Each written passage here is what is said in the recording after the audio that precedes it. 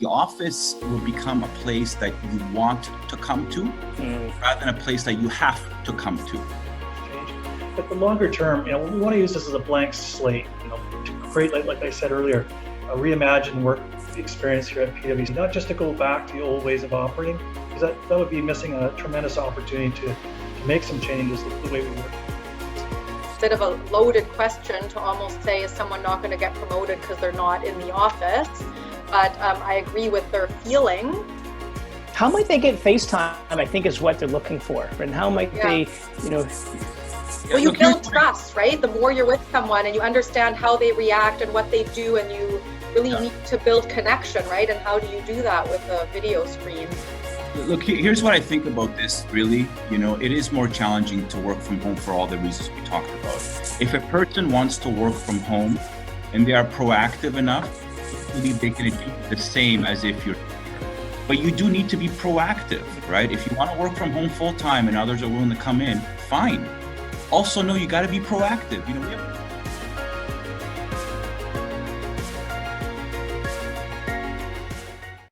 Good afternoon, everybody. Thank you very much for joining us today. I'm Catherine Haddad, Executive Assistant with Aura, and we're very happy to be hosting this session as partners of Tenant Talks, a virtual speaker series bringing tenants together to innovate, problem solve, and share valuable tips on workplace trends impacting their industries. Today's topic of discussion will be navigating disruption in the accounting space, and we're very pleased to be joined by our panel of industry experts who will share their thoughts and ideas around workplace trends with us today. Before we officially get started, I'd like to introduce you to Dan Borum, CEO of Aura. Dan's going to give us a quick update on what we're seeing in the current market. Go ahead, Dan. Yeah, so I wanted to thank the attendees that are logging in. It's exciting to see the number that's joining, and obviously thank our panelists and moderator for joining us today. So although we're working with a few of you on the panel already, I'm looking forward to learning insights over the next 30 minutes. Again, thank you for joining. To our attendees, as you know, Aura is a full-service firm providing workplace strategy, workplace design, integrated construction management, making it easy for clients, lifting the burden off them with multiple points of contact for their projects. We are in a very interesting time, so we're still needing to deliver on a faster timeline, a human-centric design, and providing more value for our clients. Today, our workplace strategy department is busier than ever, holding clients' hands through the journey of discovering how their office will be used. So we're very excited about what the future holds. But that's enough on Aura. Let's get started. Wanted to talk briefly about Tenant Talks. Tenant Talks was born out of a few industry influential leaders wanting to discuss the challenges with space in the Vancouver market, and bringing it today.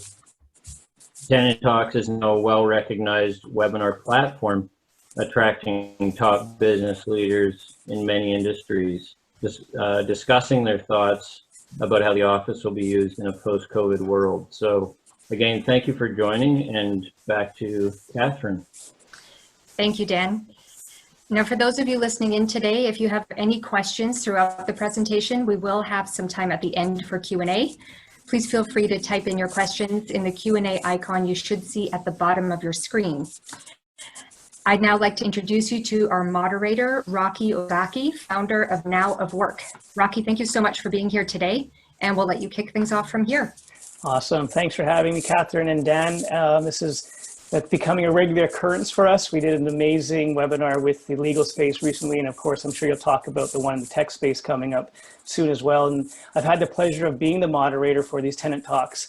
And as Catherine mentioned, I'm the founder and CEO of the Now of Work. We're a consulting firm, and we specialize in creating resilient, we call it future-proof modern organizations as we all navigate through these exponential and really uncertain times. And so in short, we're leaders in creating innovative, naturally innovative and agile organizations. And so let's just get right to this. I'm going to set the stage. We're here today to talk about, as you know, office design and office experience in the accounting space. And this to many can be a polarizing topic, particularly given the history of the sector and all these rapid changes. And so what I'm going to do today is try to tease out some of the beliefs and give you as the audience insights into sort of that might help you on your next office design and or just general office experience journey.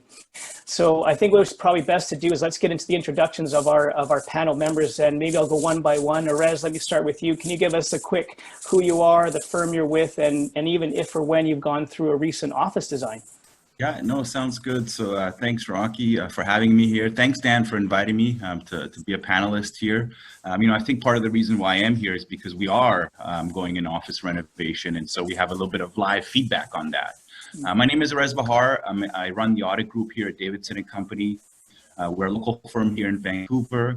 Our size is about 130 people or so. To give you a bit of size, we currently occupy 2 full floors of downtown Vancouver, and very recently have taken on some more space in the same building. So we occupy about 26 to 30,000 square foot in Vancouver, 130 people.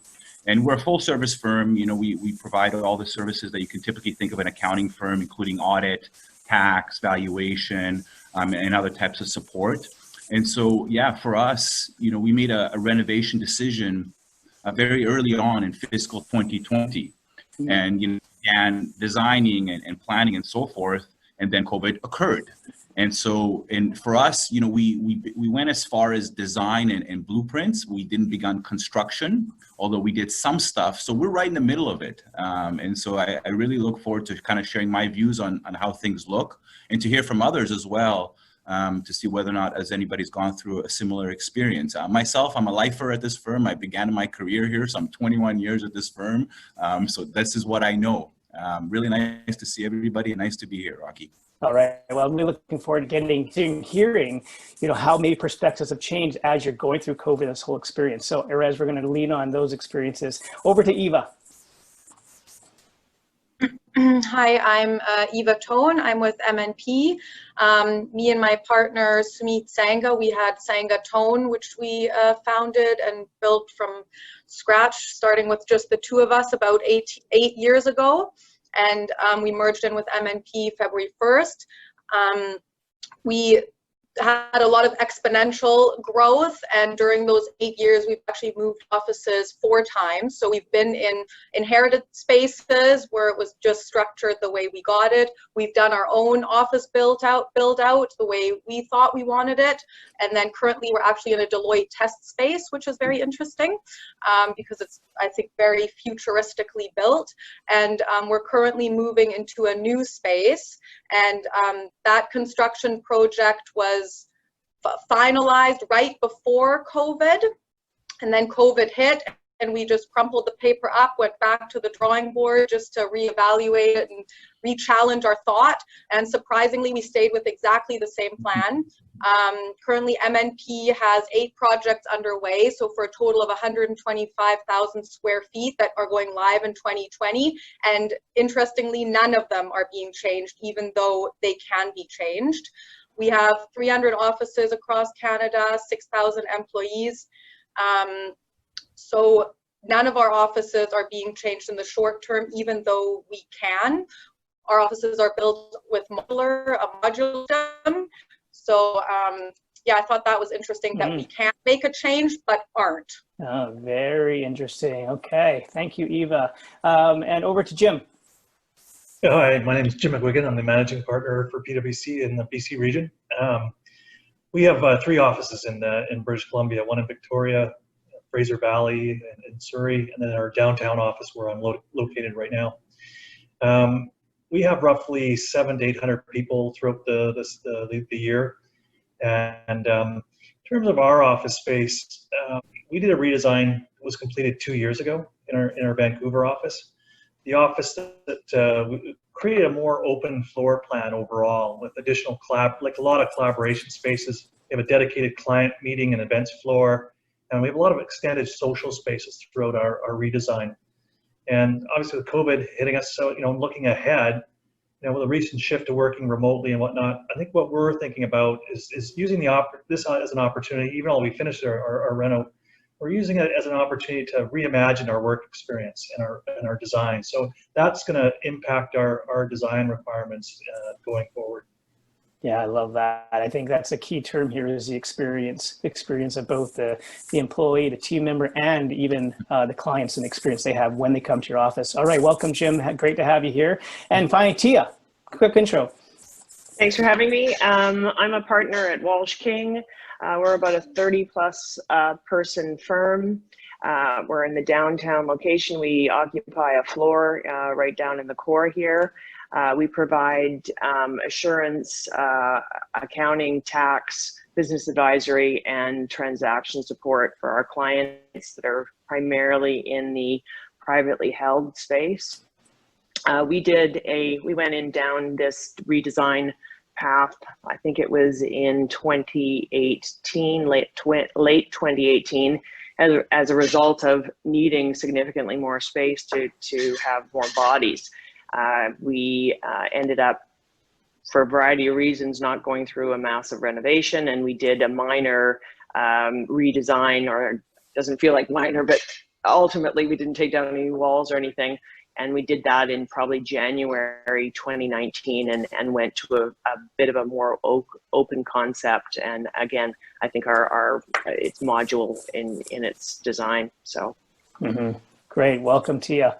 All right, let's get to the questions here. And I hope the audience can appreciate, or it was really good in trying to create a diverse panel here of different size of firms, et cetera. So we're gonna get a lot of different perspectives. So here's my first question. I speak a lot about how this pandemic has been, and I call it an awakening for both people and organizations, particularly those who were still operating in that old industrial mindset.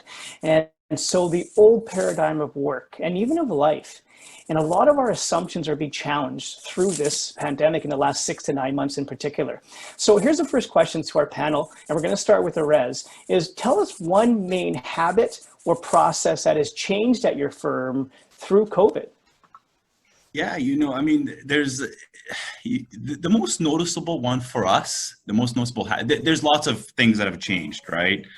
The sanitary stuff, but to be open, the most significant habit is the code of wear, how we dress up every day. We were a pretty formal firm, historically. I got dressed up for you today, Rocky, by the way. We were a pretty formal firm, right? We were typically suits and informal wear and so forth, and we really prided ourselves on that. We always wanted to show up dressed well and professional, and then when COVID happened, it just seemed silly to get up and dress up like that all the time. And, I grew a beard during COVID. And so I think our formal wear is probably the most significant habit that has changed for us. Mm-hmm. And we're so happy that somebody actually shows up at the office that we don't really care what they wear. As long as you come and you're comfortable, it just seems the normal now. I mean, for me personally, I still do generally wear jackets, partly because it's most of the clothes that I have. And my casual clothes won't be as good. But in general, I think that habit has really changed a lot. And there used to be a time when people would walk in here casual on a casual Friday or something, and people would get looks as to why you're doing that. And now when somebody comes in with their shorts and running shoes, we're just happy to see them. Mm-hmm. So it doesn't matter anymore. And when you get on calls with Zoom with people, and you see people's backgrounds and you see their casual wear, and so I would say the singular most significant habit that we have experienced here is how people dress when they show up for work. That's really fascinating, because this we've gone down for over a decade, and you've all heard this about human centricity and hyper personalization in everything that we do. And that was one of the things, like, we could go on and on just about that, Erez, but in the end, isn't it about, do you get the work done, right? And what works for you? And that was one of the big things that are changing this paradigm of work. Eva, let's check it over to you. What's that one habit or process changed, whether that's Sangatone or MNP, that you've seen? This might be obvious, but no in-person meetings. So we're doing a lot with these kinds of things with these video calls. We were always set up to work 100% remote, so nothing has changed from the workflow. We just would have never had the courage to test our digital platform to the edge. And it sounds risky to just shut down your whole company and work remote, but it was the best test to ever do on our digital platform. So we were really happy with the fact that that was seamless. The part that's lumpier in our workflow is just the communication amongst the team. So that's been an impact. I find we can get 80% done remotely because of a lot of our remote is a lot of our work is high concentrate work, but there's that 20% soft stuff that's just missing. So when you think back to pre-COVID, Eva, then what was the impediment to leveraging the technology? Was it culture and that no one wanted to be the first? Was it lack of trust in the technology? What do you think it was that impeded diving into this remote or tech world faster? We always had the option, like some people work from home every now and then. I think it was on my part, a lack of trust that I thought were people actually really working if they were going to be at home. So I just had to trust that, right? And so it was a good challenge for me. And how have you seen productivity change, by the way? It's fine. It's fine. Yeah. So again, we talk about habit discontinuity, old paradigm of work, industrial mindset, command and control, like those days, who wanted that, right? Like, this is part of the gift, I think, of COVID, is realizing that, wow, we don't have to be micromanaged. We don't have to necessarily be in an office. So thanks for sharing that. It's really profound feedback. Jim, what's that one process or habit you've seen at PwC? I think those were some good examples prior to mine. I think there's a number of them, but I mean, maybe apart from coming into work is entirely voluntary right now. I'd say the one kind of highlight that I want to maybe throw out there is what we've done is we've accelerated or eliminated the use of paper by removing printers. So I mean, it's just one of the things we've done, but it's been kind of a bold move. It reduced our reliance on paper across the entire business. It allows us to kind of increase our data security.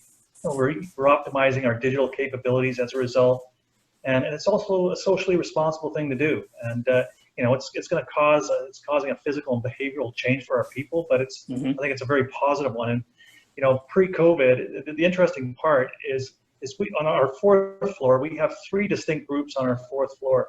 One is a sustainability group, where we're trying to drive a bunch of change, positive environmental change and other things, and so socially. And we have a forestry group and a financial services group. So 3 years ago, the sustainability group came to me and said, look, we want to make a number of positive changes throughout our floors and whatnot. And they said, let's start with the fourth floor as our pilot. And I said, that's great. They had some great ideas. And I said, in exchange for these ideas, what I want us to do is eliminate printers. So this was 3 years ago. And so I went to the financial services group and the forestry group, said, we're going to eliminate printers. Well, the pushback was severe. But this COVID and these changes, like the ability to implement this kind of initiative, for example, was really easy. And it's been surprising. The adoption and the acceptability has actually been surprisingly good. So I'd say that's kind of just one of many, many habit changes, but it's kind of an interesting one, I certainly find. And when you say, because right away, I think most people in the audience would correlate reducing printers to not just going cloud and security, but environment, as you said, and we've all talked about it. What I've seen is super interesting is now we're starting to make this connection around COVID and climate change, et cetera. At least many people are. And I read an article yesterday, Jim, just for what it's worth, from Jim Pattison, who said now everywhere he's investing, the number one thing he looks for is that environmental and sustainability.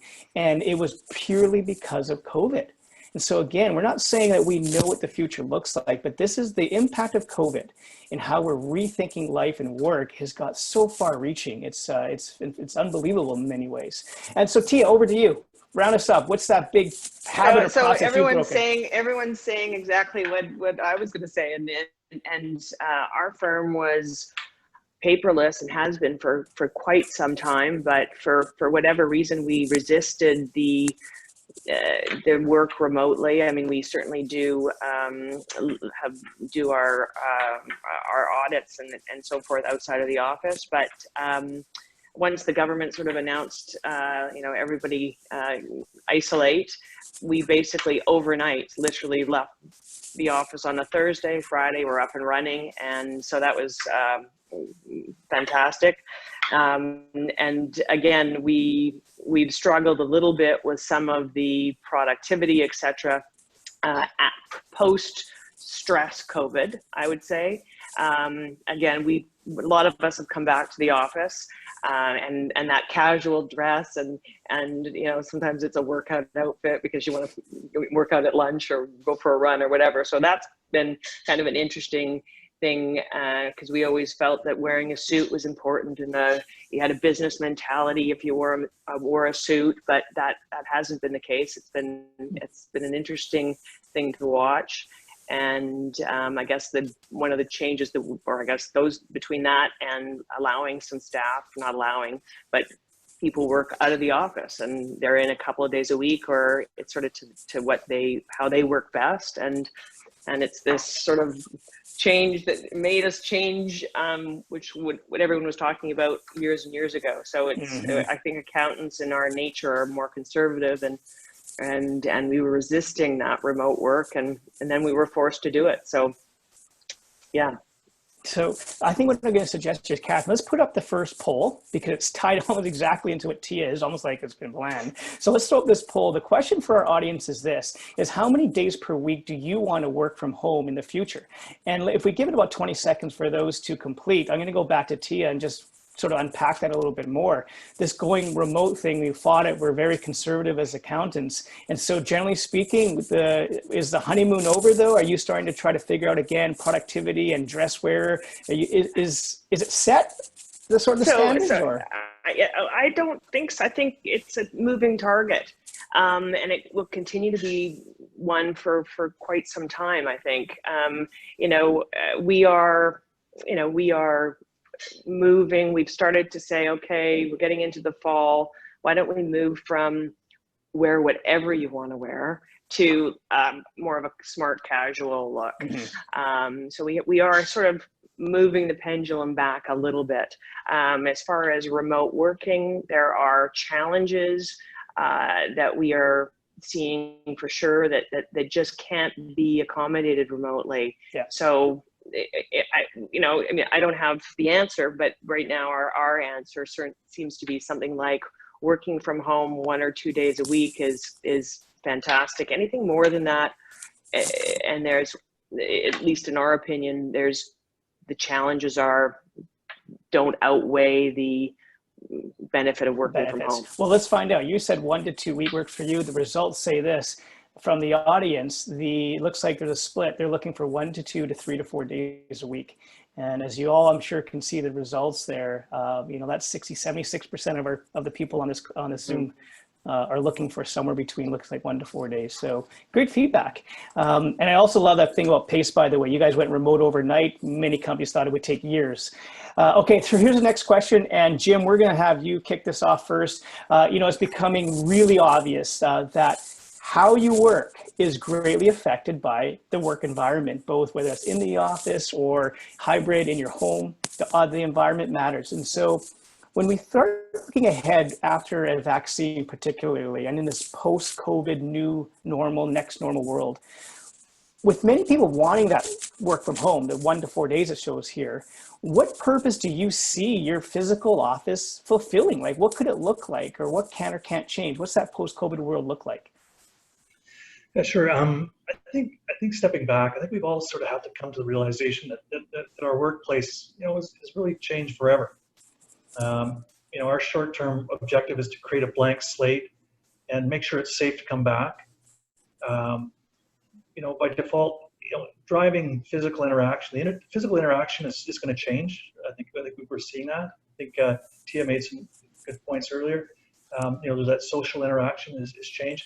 But the longer term, we want to use this as a blank slate, to create, like I said earlier, a reimagined work experience here at PwC, not just to go back to the old ways of operating, because that would be missing a tremendous opportunity to make some changes the way we work, because there's so many better ways to work these days, especially using technology. So I think stepping back, it's looking at and asking ourselves and our clients and whatnot, what's worked well, what didn't work well, how are we going to change our operating model, how is it going to benefit in the new era, do we want as much physical space to drive our strategy? I think in summary, Rocky, I think what we foresee is, like, we don't see PwC going back to the way we operated pre-pandemic. we don't see the office as a place to simply come in and do repetitive work. That doesn't really make sense to us. It's really the office going forward in the foreseeable future for us is a place where you come in to collaborate, you innovate with others, you use technology together, and so I think it's a tremendous opportunity. And at the same time, being apart for a long time, we just opened our office recently here in August. It's also missing that social interaction, that in-person social interaction. So we have to balance off, the new way of working with technology, and looking at the benefits that we've been able to enjoy through this difficult time. We're going to actually touch on social in the next question, but what I love about that answer, a couple of things. Number one, there is a link to strategy. There's got to be, but also that you're challenging all your old assumptions, which I implore all of our clients and just everyone to do at this time, and re-engage with your stakeholders. So the fact that PwC is talking to their team members and talking to their clients about what's changed in their world and what their expectations of experience looks like, that is the best practice for sure. So good on PwC. It does not surprise me what you guys are doing. Let's ask Tia. Tia, what does post-COVID world or office look like in your opinion? So I concur with Jim. I think this is something that we're constantly looking at and trying to, especially again, our nature as accountants, we like what we like the way we've been doing it. One of the things we see is just the collaboration on complex matters. That tends to be much more difficult in the remote and technology environment than when you're face to face. Developing, I'm a bit still old school, maybe because I'm old, but developing and maintaining close relationships human beings are body language based. We are nuances, smell, that we develop relationships and maintain relationships as a result. I mean, I'm open to how that's going to change, but right now I'm struggling with those things. Face-to-face meetings with clients have always been, in my experience at least, telephone calls don't bring out those things that you find so much out about a client and their business when they're in the room with you. How that will change. Zoom isn't enough, I don't think, or that, but that's just, maybe everyone will change and we'll all get more open or something. But that's sort of a challenge that we see. And the other thing that seems to be, at least in our experience through this last 6 to 8 months, was the staff, especially our junior staff, need one-on-one fairly regularly. And it's a matter of passing someone in the hall and them asking a question rather than them spending hours and hours and hours trying to figure it out themselves. So these are challenges that I don't know, that I'm sure have answers, but I'm not sure what they are right now. Yeah, no, that's such an honest response. And I agree with you, particularly around human social. One of the things for all of our audience listening today is I preach a lot about ecosystem collaboration, right? And go beyond your own context. And one of the things that, coming from tech and myself, I can tell you that there's a lot of companies that have been having contingent workforce forever. That's how they were born. Thousands of employees around the world, and they have culture and they have social relationships. And so one of the things accounting firms could think about doing is collaborating with some of these scale up and startup tech companies and finding out what their playbook is, because they in many ways have mastered that art of keeping relationships going and innovation, even in a remote context. Eva, what are your thoughts on this, on the future post-COVID? Yeah, I agree that there's some kind of feeling, touch, sensation thing that you just don't get from all these video calls. And I think the reason all our businesses work well is because of trust with the client and trust with our staff, and you don't get that remotely. I do think that the demographics plays a key and your family setup. Whether you want to work 1 day a week from home or 5 days a week, I think it was this shiny object that everyone wanted, and then all of a sudden people were at home and they're like, oh my God, get me away from my kids, get me away from my spouse. So I think it's going to take about 18 months for that pendulum to swing in, that people are wanting to come back. And I'm noticing it depends if it's like a young single male, he might be fine working from home, and they're actually saving money because they're saving commute time so they can work more. They're saving money on the commute, on parking. So I think that part's going to be very difficult because I think people are saving a lot of money and time. We've really been encouraging people to come back to work safely. So I've kind of said, if your bum is in your chair, you can have your mask off, otherwise mask on the whole time. And I really want people to come back because I think we're underestimating the emotional and psychological impact that this isolation is having on us. And I speak to friends that I think have it like really together, and they're losing their minds, right? And it made me really realize how lucky I was that even though we cleared out the offices, I still came in. Like, I was one of the only people, and I didn't realize how much sanity that brings, like getting up, getting dressed, leaving your home and not sitting in your home the whole time. So I think psychologically we do need to come back, and even just those natural interruptions during the day. You're walking along the hallway and you can often read in someone's face, like, oh, are you stressed out? Like, do you have too much going on? Like, are you okay? Or someone just wants to ask a quick question, right? And it keeps them going. It takes me back to what Erez was talking about with dress code. We did a study 3 years ago because we were coaching so many companies to go remote. And what the study showed was that remote work from home, was never about working in your cowboy jammies at home. It was about choice. People want choice in life. And so that means some people might want to come to the office 1 week, some might want 4 because of social interaction. This is the hyper-personalized world we're going down, is that if we can give people choice and what works for them, that is the sort of the golden, the beacon that we're all looking for. And so everyone is different. But I also concur with you with the social piece. Erez, you want to round us up on your thoughts on this question? Yeah, I mean, I'm going to repeat a lot of what everybody else has said so far, but I think the key, the way I look at it, is that the office will become a place that you want to come to rather than a place that you have to come to. And so, because, as a quick example, I remember sitting here around June, and one of our new students came in bravely and, tried to reconcile a spreadsheet, right? As we say in accounting, he tried to reconcile a spreadsheet. And there weren't that many other people around him. And, he commuted from Surrey. And so I'm downtown Vancouver. It's a bit of a trek, right? And then I looked at him and he looked at me and he asked, why am I here when others are not? And I quickly said, well, you're right. Why don't you just pack your bags and go home? So, and I like what Jim said about repetitive work. When you're doing repetitive work, why do you want to get up in the morning and shower and put on your, why do you want to do all that when it's repetitive work, when you could just sit at home and just do that? But if you're coming in for a meeting, if you're coming in for lunch, if you're coming in to see others, in my view, the exciting thing about this can be, the office can be a place where you look forward to come to see others that you don't see every day.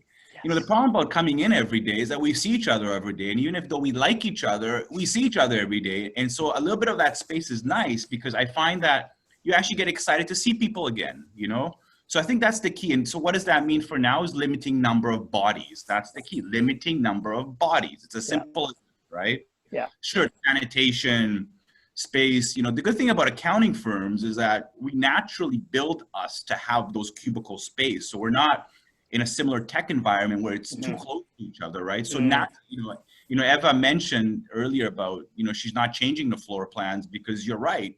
What's really changed for us when we were already in that kind of box mentality before? So I'd summarize it by that. You need to make the office a place you want to come to. You have to come. Which Jim used the word experience. It's about an experience too. And what are your goals you're trying to accomplish? So I would love to dig into that more, but let's get to the next question because a couple of you touched on it. So the trend for years has been this open concept and it proved quite effective actually if you did it right. So if you hired Aura, they would give you a great open concept. Some just went totally open and then yes, it can be dysfunctional. But if you did it right, open concept really worked well for many organizations. And one of the values of that was this idea of the social component around the serendipitous collisions that Eva spoke about, where you didn't even know you were going to bump into someone and all of a sudden you're innovating, you're collaborating, you're making a connection that you couldn't do virtually. And of course, cross-functional collaboration, enabling innovation. Like these are reasons why the office space could offer a lot of value. So really specifically now, because a few of you touched on this, How do you see your team developing new relationships and innovating with less quote unquote water cooler chat, particularly as we navigate through, slowly getting back to the office? So the question is about relationship building and innovating without having connections. And maybe Eva, why don't we start with you, because you touched on that. Yeah, so one thing we started to do is these weekly virtual meetings. So someone comes up with 3 questions and then we just all get together and just answer them. In the beginning, when COVID happened and we were all at home, I had just these weekly check-ins and it wasn't very structured. So I find people just check into the call and just kind of sit there.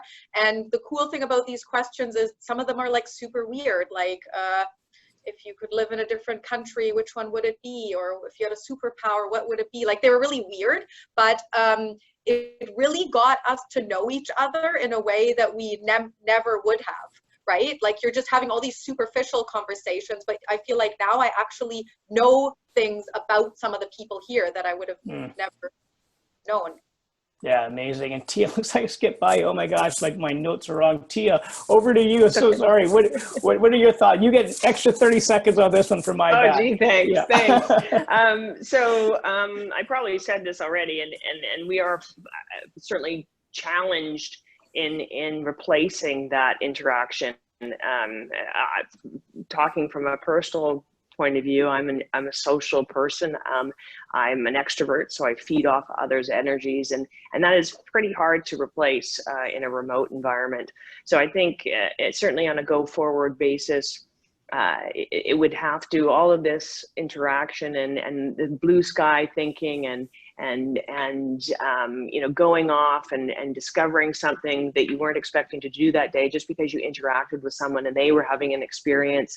These things are very, very difficult to duplicate in a remote environment, and we will have to be more deliberate. And what worries me about being deliberate is we forgo creativity sometimes, and just being the nature, again, conservative people by nature, I think it's going to be challenging. I mean, I'm certainly I'm open for anything, but it, I don't know how many times even lately, the ideas and the thinking that we do when we see each other on the hallway, let's just grab a boardroom. I wonder how those are going to be replaced, and it'll have to be deliberate in the space. Like, I was thinking about the space environment, ticking and bopping all day can be done from anywhere, and it's not like you're in a creative mode at that point anyways, but maybe the office space becomes a place of total collaboration and meetings, and post COVID, when we're all can be more than 6 people together. So maybe that's what it'll look like, but I don't know right now. Some people are saying country club-ish feel. Yeah. So shameless plug, Tia, we've been doing a ton of design thinking, virtual hackathons. It sounds intentional, but you actually get super creative. You can do it in the virtual world as you stopgap. Okay. So definitely a little plug there we could do. Jim, what are your thoughts on relationships and innovation?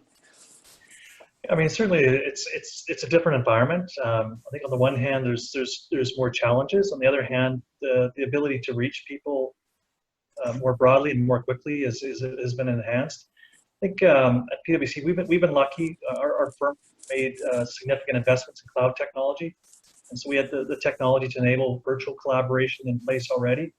So for example, we have 10 people at a time collaborating in a document, which is huge in a virtual environment. And I think our people are finding inventive ways to connect. Like, for example, there's a lot of virtual drop-in sessions, finding new ways to build relationships that way. I think we have an internal survey that suggests that over 50% of our people have become far more skilled in the use of technology and using that to be innovative and do things differently. And so I think we're seeing an acceleration of innovation as a result of COVID, fortunately or unfortunately. And hopefully, though, at the end of the day, hopefully our new normal, whatever that's going to be, but our new normal, that we get the benefits of combining that traditional in-person human collaboration with the virtual. So I think that's the opportunity for us, to learn and to collaborate with both sides. So yeah, exactly. And then you start even projecting. I'm a big fan of AR and VR and all the spatial computing. It's super interesting how that might fold into this. All right, just because of time, can you give us a 30-second response to your thinking around relationships and innovation? Yeah, I'll focus just, and I'll throw a bit of a twist on that. I mean, admittedly, Rocky, we're really focusing on existing relationships because new relationships I find challenging now. We're not going to events, we're not going to conferences, we're not going to places. So we all want new relationships and strive for them. But admittedly, the focus is existing relationships because those are the ones that you often forget about. That you get too busy in your life. And in this business, like many other businesses, we are referrals. We get referrals from existing clients in relationships. So our view, while we would love to create a lot of new relationships we're open, we're focusing on existing ones to ensure we foster them. And when this is all over, they know we were there for them. And at the end of the day, referrals come from that. So I'm throwing a bit of a twist there, Rocky, but I believe existing relationships currently are equally important, if not more. I love that. And maybe when we get to Q&A, you can give us some of your insights of how you're doing that. Catherine, can we throw up the last poll before we get into our rapid fire? We'd love to hear from the audience, given the impact of COVID is having on the way we work. Oh, here's a question right there. What do you feel is the most likely effect on your office space in the future? Is your firm or your business downsizing, upsizing? Let's have a quick 20-second response to that. And Erez, in that 20 seconds, can you share it? Are you able to share any ways that you're building those relationships with the existing people? It's nothing complicated, Rocky. It's just reaching out, and reaching out when you're not supposed to reach out. Not when a client asks you a question and you're answering the question. It's more randomly sending a note saying, hey, do you have time to catch up? How are things been for you? As simple as that. At a time when you're not required to, at a time when you want to. I love it. I love it. All right, Catherine, let's end the poll. And for the audience, let's quickly look at the results, but also want to let you know, well, let's look at first. So no change. Wow, 44% of our attendees are saying there's going to be no change. And then it's kind of an equal split everywhere except for upsizing. So only one participant sees a potential upsize or relocation. Okay, so just for our audience, let you know what's going to happen next. I got 3 questions. Everyone has like 10 seconds to answer. So this is going to be super rapid fire. And then we're going to pivot over to Q&A. So let's start. Make sure you get this good order. Erez, we're going to start with you. Rapid fire, 10 seconds. What about the typical accounting firm downtown will never change? And why do you say so? 10 seconds, go. The formal aspect of things will never change. We need things to be formal. That won't change. All right. That is accountants. We're a conservative bunch. Okay, so we're going to see you in a suit forever. Eva? That it's a commuter culture. The commuter culture. Tia? That we're a training ground for people at a grad school, and they need hands-on, one-on-one interactions with senior people and CPAs. That's an interesting one. I'd love to unpack. And Jim, what's your feeling? I mean, I don't want to speak for all the accounting firms, but I think what we deliver will remain consistent. That includes quality services, solving our clients' important problems. That's okay. Rapid fire number 2. What have you done to your space to make your team feel safe as they return to the office? And or what needs to be in place to let your employees and clients know you actually mean what you say around safety? Jim? Yeah, so we asked our people and we listened. We put a number of processes in place. We have an application process. We have social contracts. We have health and safety training. We have apps for crisis communication. So we've really listened, I think, is what we've done a really good job. Oh, I love that. Tia? And we've done a whole bunch of things around installing plexiglass dividers, limiting number of occupants in the boardrooms, posting those occupancy rates in the boardrooms, limiting visitor access, conducting Zoom meetings in the office when people are in the office, as well as using using Teams to a greater extent, and sanitizing. We have our people sanitizing the office a couple of times a day, and encouraging every individual who is in the office to sanitize their workstation every day. And then we avoid any large gatherings. which seems to be really difficult for young people. You're always going, hello, yes. too many in the lunchroom. Yeah, for sure. And just a plug for Aura, who does some great daily sanitizing services if anyone is on the calls interested. And Erez, what are you guys doing from the safety side? You know, we take attendance daily, so we know exactly how many people come in here every day, and we limit that. So we spread bodies. We schedule people only a number of times a week to ensure that there's never a situation where there's too many people. We've limited number of people in boardrooms. You know, those are the main things to kind of make sure people feel safe. At the end of the day, we actually allowed every person to do what they want. I love it. Everyone here is taking such a human approach. This really should be a part, because everybody's got a different situation, and there's no way you can have a blanket policy. Everybody's got their own problems, right? So it's kind of difficult. Whatever we let people have their judgment. Yeah, hyper-personalization. We keep coming back to that in the experience. And here's our last rapid fire question. If you can, I'm a disruptor, so there's nothing. Don't hold back here. If you could make a radical change to your office space, what would that be? And let's start with Eva on that one. Maybe almost like little tic-tac boxes, like little concentrate boxes with, say, a giant screen and just a desk, a stand-up desk, because all you really need is 80 square feet. And most of the space in an office built is getting to and from the office and getting into your office to your desk chair, right? So and then everyone has 2 chairs here to meet. Like, we don't really need that. The time you spend at your desk is high concentrate, get your work done, and then you can create more collaborative meeting spaces. Yes, more efficient use of the office. I love that. Perez? You know, I don't know if it'll happen. I would love to bring more nature into my office. I'd love to have plants. My landlord might not like it. Dan, maybe you can give me some ideas on that. But I'd love to bring more nature into the office. Just put anything alive. All right, animals? I love that. What did you say? I said animals. Oh, animals. I think he was going green, but I meant more green. That would be so. But yeah. To have like a little office dog or something. Yeah, I meant more green space, admittedly, Eva. But yeah, I'm definitely not against a pet. Mother Nature would appreciate that. Tia, how about yourself? What's something radical you might do? I think similarly, we would limit the amount of people in the office that are just sort of working and crunching at numbers, and make the space more collaborative. So having more places to entertain, to collaborate, to have meetings with a group, and having less of the traditional office and or workspace. And make the office, like you say, back to this sort of country club place to meet and greet. And the whole idea is to collaborate when you're here. I guarantee you all of our attendees are smiling at that response. And Jim, finally over to you.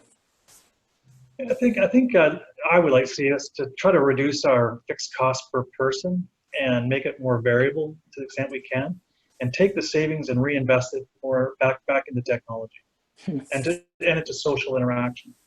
Well, I'm sure most companies are thinking about rapidly advancing their digital transformations through this too. Okay, Catherine, we have good timing here now. This last 8 or 9 minutes. Did you see any? Oh, I see a lot of Q&As there. Do you want to share the ones that you found there?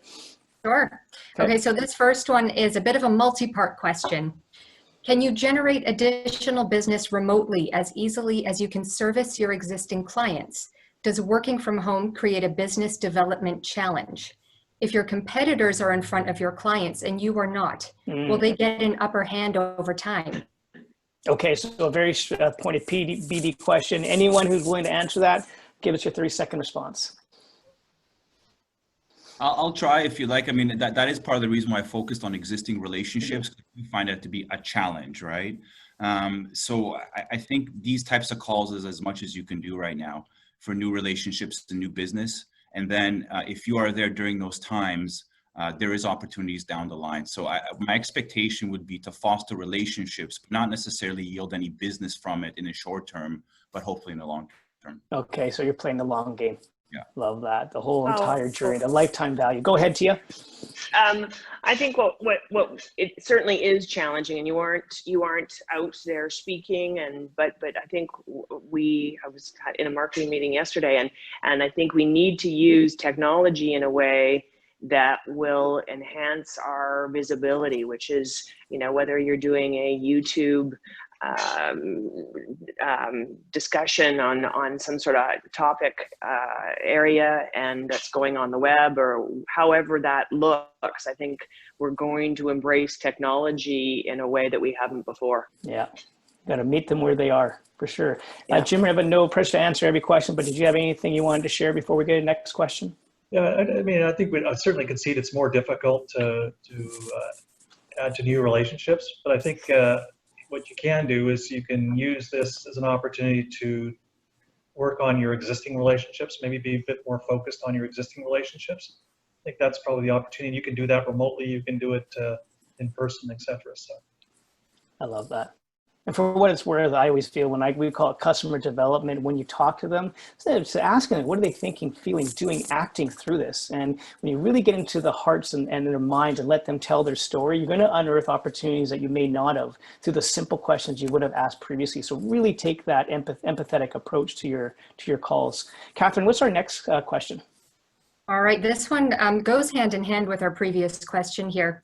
While using technology can work great for us as accountants, are you finding that clients in general appreciate the technology in the same way, or would they prefer to meet in person and have the face-to-face interactions, especially post-COVID? Eva, it looks like you're chomping at the bit for this one. Do you want to start us off? Sure. I've actually really liked this COVID thing, that it has really forced our clients to embrace technology, because we've always had this portal that they can upload to. We've always had remote sign-offs, but everyone, especially in T1 season, wanted to come in with their paper, right? So it kind of created this complication around it, and then everyone was willing to sign off remotely. That's amazing. Anyone else want to opine? I think in general, it's okay, Rocky. Every once in a while, there's somebody who says something about that, but we found that all of our clients were well adapted as much as we are, many times more, in fact. Yeah. We're generally just seeing people, it doesn't matter if it's grocery shopping or visiting a doctor, the world's gone digital, so it's not the only context as your accountant. People are having to go digital in all aspects of their lives, and that's made it more seamless to socialize that. Catherine, next question. All right, so this question is seeking your advice here.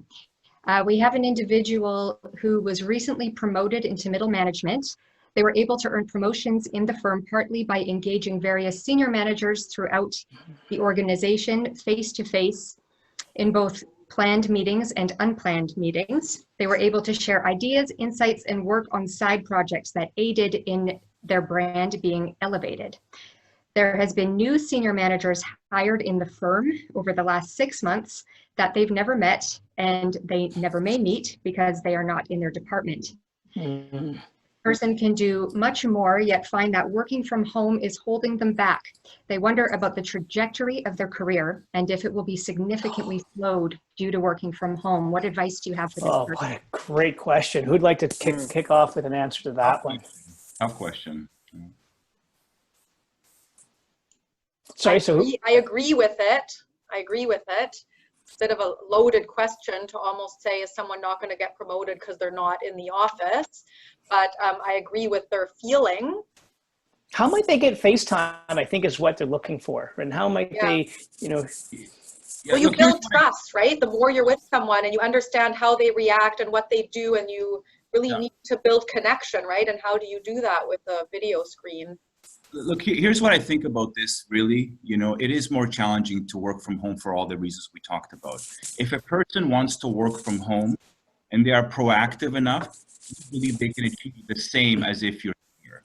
But you do need to be proactive, right? If you want to work from home full time and others are willing to come in, fine.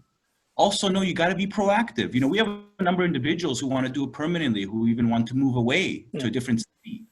And we're saying, fine. But those individuals also have an obligation to show themselves remotely, and that is possible. And I really like what you said, Rocky, about just because you're working from home, it doesn't mean you're in your jammies, okay? You can work from home, but get up, put on. So there is a way, but you just have to be proactive, right? That's the key. Don't assume that just because you're from home, everything is going to be the same and easy. You have to do something a little bit extra to get there, and that's achievable in our mind. I love that. And those are the ones you want promoted anyway, isn't it? Yeah. The ones I think it's sorry. in fact, that would be a plus, right? Because a person who is willing to do that and be proactive, we would view them, in fact, even higher in many ways because of that extra effort they did to show us how well they're doing working from home. So you can turn that into an opportunity should you choose so. Tia. Go ahead, Jim. I was just gonna add, first of all, congratulations to the person who got promoted. That's fantastic. You probably got promoted because you were doing some things really well, I assume. There's a saying, the elevator goes both ways. And so what I would suggest, or maybe some advice to you, there's a number of people you haven't met or you would like to meet. The same is true with other people. They would like to meet you. And so I think to the point made earlier, I think I would maybe make a conscious effort in your schedule and say, you know, I'm going to allocate X number of hours or time per week, and I'm going to reach out to some people I don't know. And you might be surprised at the response you get back. And then you're going to get the confidence of communicating in this new way. That would be, you know, just one suggestion or thought that I might want to leave you with. And I'm sure that, again, you know your environment, and I think, you know, we tend to figure these things out. But don't underestimate people are dying to socialize and connect, probably with you. That would be something I'd like to leave you with. I love it. Tia, did you want to end this call? Yeah, I think it's an interesting comment because what it really draws attention to is that your progression in your career don't just have to do with performance, and that especially as accountants, again, I'm being hard on us, but soft skills are such a huge component of our success, and it's the soft component part of this element in the remote environment that I think we're going to have to all struggle with and try to mitigate any sort of damage to those soft skills, to be honest. Yeah, I think it might actually democratize this whole promotion paradigm we used to be in. So this actually might be a positive for people. We're butting up against the hour here, so I'll end it here. Thank you all to the panelists. I know it's Dan or Catherine, you're going to take it from here. No, I'm just curious. Go ahead, Dan. I'm just going to ask if anyone on the panel, so we've heard about, you know, people working remote and whatnot, but does that collaborative space take up the office space that used to be there?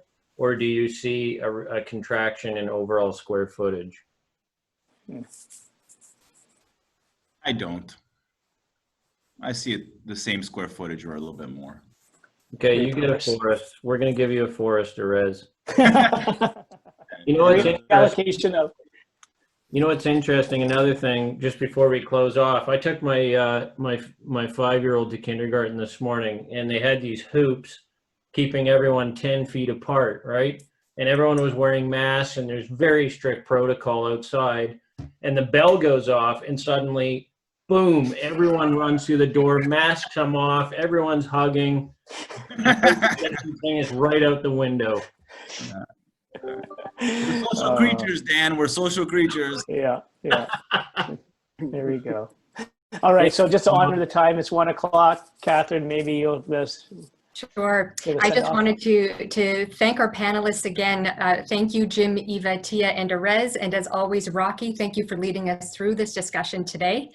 Attendees who have tuned in today should receive a short survey after we close. So we'd love to hear from you following this. Other than that, have a great day, everybody. And thank you again for joining us. Take care.